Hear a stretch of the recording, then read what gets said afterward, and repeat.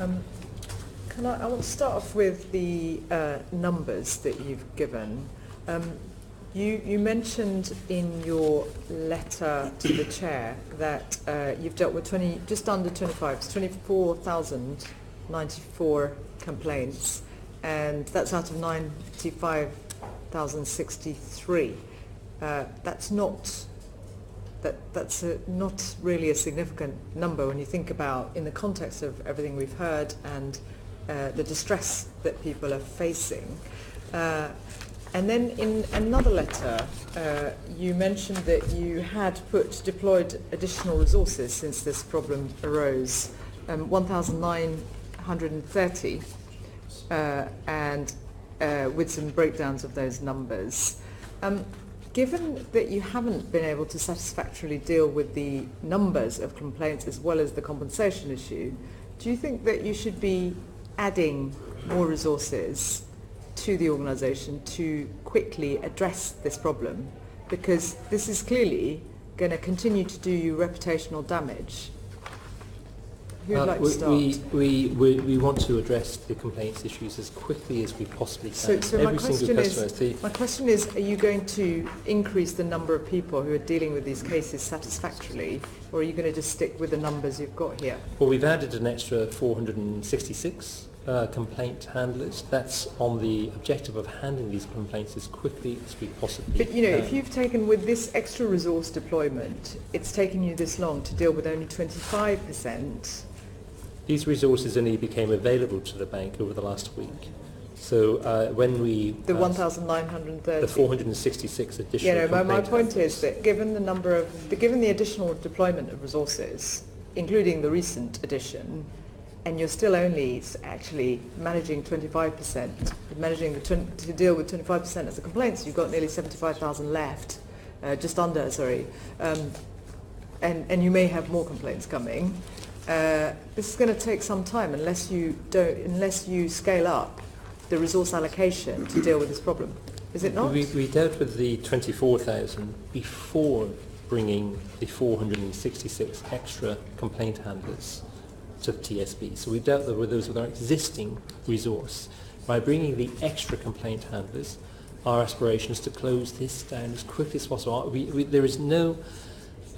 so how long will it take to deal with the other 75% with the extra I don't resources? have a firm number in my head. Well, that's what people will be looking for. I know every complaint... Can you give an estimate? Well, every complaint we attempt to deal with within 8 weeks from the receipt of the complaint to the resolution of the complaint. Yep. And this level of resource is designed to enable us to deal with them at least within that 8-week period of receiving a complaint. Even though your organisation has created the problems, you expect people to wait 8 weeks. I know that's the FCA expectation, and you're not prepared to provide additional resources if necessary. I'm looking for a guarantee that if necessary, perhaps it's a question for Mr. Meddings and Mr. Montez, are you prepared to put extra staff on top of the ones that are there already to make this go away as quickly as possible so that customers don't have to continue to suffer? So I think the answer to that is absolutely yes. And that we are adding resource, I think as fast as it's practicable to do that. And Paul has referenced the 466 additional complaint handlers just now coming on board. But actually, if you look in addition to that, and you look at the number of additional people we've taken into our call centres or into our branches, either by redeployment or actually hiring new, you clearly can't just put someone in a seat. They've got to be trained into the systems. They're going to be trained into the role of the products. And so actually we are bringing on resources, I think as fast as it's practical to do that. And the commitment we'll give you is we will continue to do that. We'll continue to do that. You will continue to do this? Yes, we will continue that. Can I just in terms of resources, how much, I've seen that there aren't any numbers, and I've just had a quick look through the document you passed us. There aren't any numbers in terms of how much you're allocating to rectifying this problem. What's the TSB annual profit, and what is the overall Sabatel annual profit for 2017? For TSB, I'd have to check the exact figure, but it'll be of the order of £200 million. It has about 1.1 billion of revenues and about just under 900 million of costs in a normal run rate. But of the order, 200, depending on whether you look at management profit or million. approximately. But I will come back to you with the exact figure. And the annual for Sabatel? The consolidated figure for Sabadell Group last year was above 800 million euros. 800 million euros of profit. So money shouldn't be an object, should it? Money is not an object to putting resource in place to resolve and money this problem. shouldn't be an object when treating customers who deserve compensation to address this matter, should it?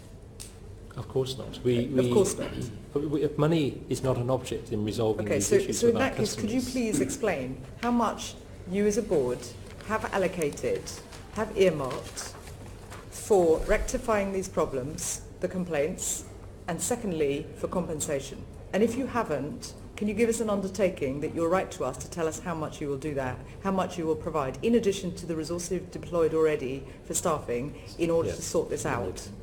We are not limiting any sort of budget or allocation. We will pay what is required. No, that is, I'm sorry, but you've spent all afternoon evading questions, not giving satisfactory responses to people's misery that has been caused by your failures. So what I'm asking is for some facts. So Mr. Meddings, can you start by explaining how much you and your board will allocate, in addition to what you've done, to sort this problem out? So let me give you some year-to-date costs, if that will help you, rather than try to get some estimates going forward. But just to reassert what Paul has just said, that we will set an appropriate compensation framework, and depending where I will answer your question. Depending upon where the particular customer's complaint arises, they will therefore get paid out against that framework. To date, the bank has essentially has rightly cancelled overdraft fees and other charges, which has been £29 million. In addition to that, we have compensated people who have suffered fraud without any attribution of liability to those customers at all, and that is about £11.2 million.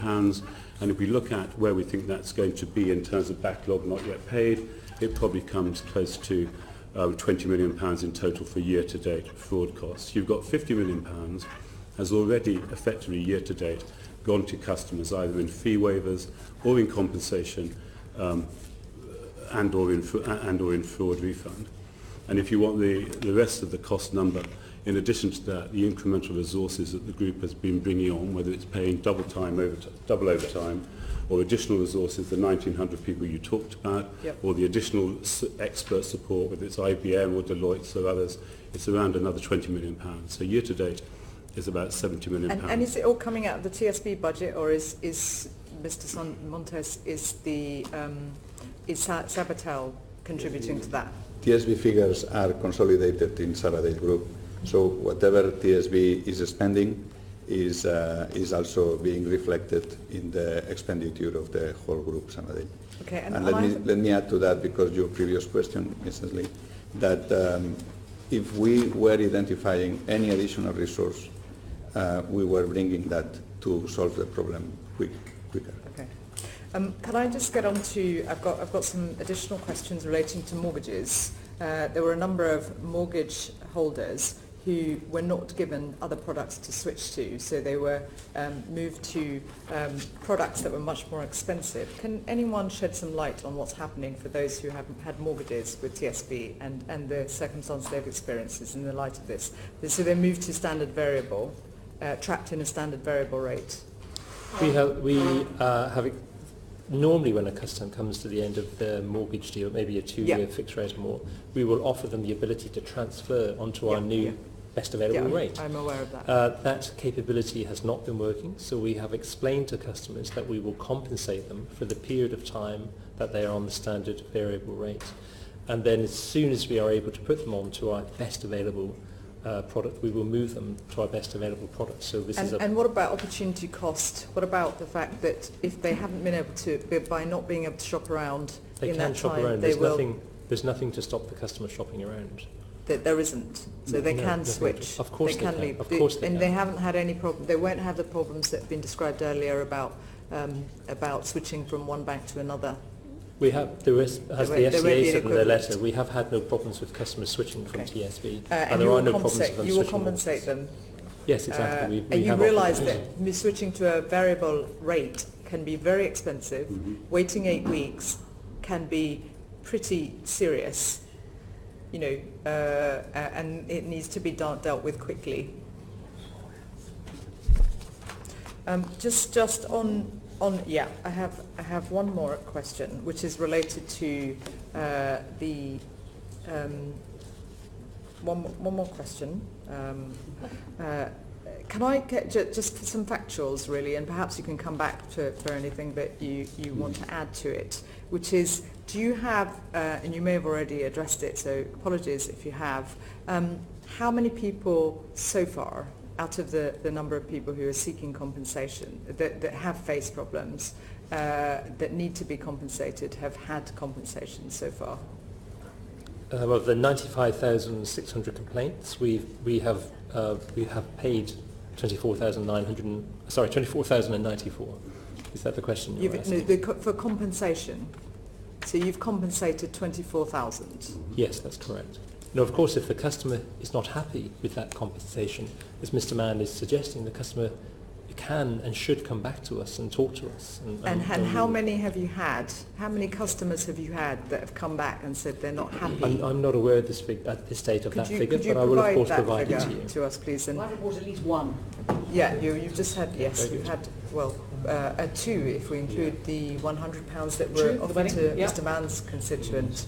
And then the average level of compensation that you provide, and do you give people a minimum guarantee of what they should expect? Because people will be making a calculation about whether they should bother with you for compensation if they have to spend many, many more hours and days pursuing compensation. It's very easy to register a complaint with TSB. A customer goes to the website, they fill in the form, that's all they have to do. If you end up with £100 for the experience that my colleague has had, his constituent has had, where their wedding's practically been ruined, then it's not simple, it's not straightforward, and your response suggests that you haven't really been absorbing and taking on board the sorts of life-changing effects that these cases have generated, these sorts of treatments have generated. So with respect, I don't accept your point that it's straightforward, so I'd really like some guarantees that there'll be a minimum level of compensation that you will set out to customers, what they should expect, so that they can make a judgment whether they should bother with you or just walk, frankly, because that's what you would do if you were a customer of your own bank. Would you not, Mr. Pester? Would you not, Mr. Meddings and Mr. Montes? Would you not do that? I am a customer of my own bank. You are? Of course. But have you had your wedding ruined?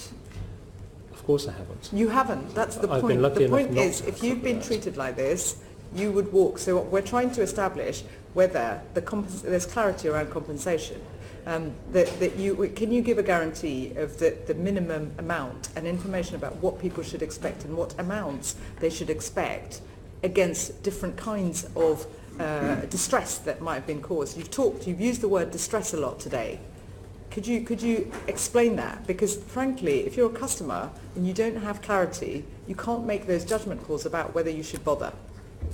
Would you be able to do that? Yes, if I can write to you with those figures and provide them to you, we'd be very happy to do that. Thank you.